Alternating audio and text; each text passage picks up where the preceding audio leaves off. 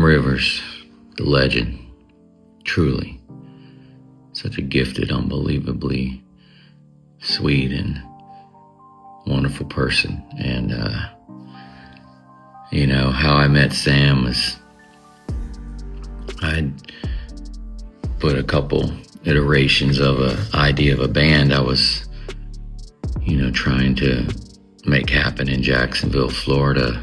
I had this idea and vision for this particular type of, style and sound, and I just couldn't get it together right. And so I decided I'm going to go out and find the right players to do this. And the sound of a bass can carry a heartbeat, and for Limp Bizkit, that heartbeat was Sam Rivers.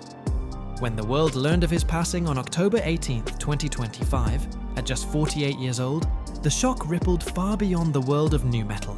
Fans didn't just lose a musician, they lost the pulse that kept their teenage rebellion alive.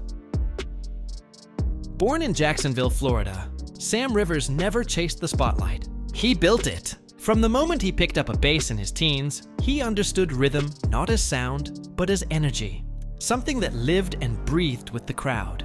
Alongside Fred Durst, Wes Borland, and John Otto, he turned Limp Bizkit into a cultural storm. Albums like Significant Other and Chocolate Starfish and The Hot Dog Flavored Water made them the unapologetic voice of a restless generation.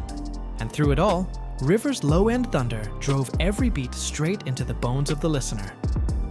His playing wasn't flashy. It was primal, honest, a groove that could both lift and destroy. Even after facing life-threatening illness and undergoing a liver transplant in 2015, he came back stronger, not for fame, but for the sheer love of music. It was his language, his way of staying alive. After his death, tributes flooded in from across genres, but one name, quietly, almost unexpectedly, stood out. Paul McCartney, the Beatle who defined modern bass playing, was said to have expressed his admiration for Rivers, calling him a player who turned rhythm into emotion. The comment, though simple, echoed like a eulogy, a passing of the torch from one generation of bassists to another. Sam Rivers may be gone, but his sound refuses to fade.